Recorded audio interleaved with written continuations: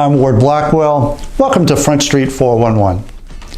As I've mentioned before, these videos are actually recorded a few days before you see them. This time, we're recording ahead of some vacation time I'm taking, starting in about 2 minutes. Anyway, community water fluoridation battles are nothing new in our state. But for the past several weeks, PDA has been engaged in efforts to convince water authority officials in the State College Borough to continue maintaining an optimal level of fluoride in their public water supply. Now, we've been aided by members of the local dental society and State College who promptly jumped into action on this issue. PDA will continue working collaboratively with those local members, the ADA, and other stakeholders on public relations and engagement efforts in preparation for the next borough meeting later this month. Now, if you're aware of any community water fluoridation developments in your community, whether they're good or bad, please be sure to reach out to our governmental relations team.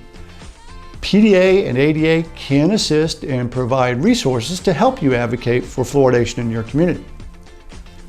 Meantime, the Department of Health's Office of Medical Assistance Programs, also known as OMAP, recently issued a bulletin that updates its post-pandemic policy on teledentistry. Essentially, OMAP will continue to cover some procedures via teledentistry, and they even created 2 new procedure codes relating to teledentistry.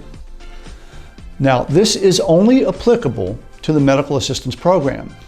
However, you should note that there are no laws currently on the books in Pennsylvania that authorize or prohibit specifically other insurers from covering teledentistry services. So, PDA is also tracking and responding to some bills in the General Assembly that would further regulate teledentistry services. But for now, insurers are developing their own policies and pretty much exercising discretion on which procedures they'll cover. For the very latest from the legislature, I'd now like to turn things over to PDA's lobbying team at the McNeese Winter Group. Thanks, Ward. The Republican-controlled General Assembly and the Democratic Wolf administration are putting the final touches on the state budget this week, about a week behind the budget deadline of June 30th. A healthy budget surplus coupled with unspent federal pandemic relief money have led to prolonged negotiations about how to spend that surplus. While we're still waiting for details of the final agreement to be made public, we do expect to see as much as a $3.5 billion increase for this fiscal year, driven by that $2 billion pandemic relief money left over. We also expect to see some of the surplus put into the state's rainy day fund. It looks like the final sticking point is education funding. There will be some increase made for basic education funding, but the exact figure is still under discussion. After the budget is wrapped up, legislators will return to their district offices for the summer break and to campaign for the general election this fall.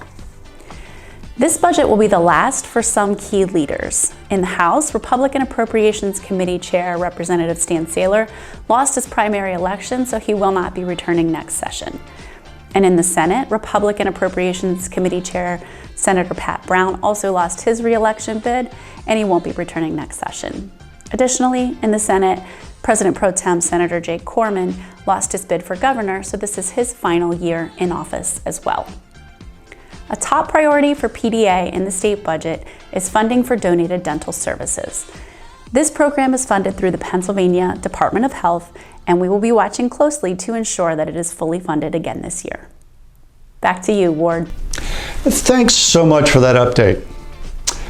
Well, I guess that means we've wrapped up this edition of the 411, and my vacation is starting. I'm out of here. And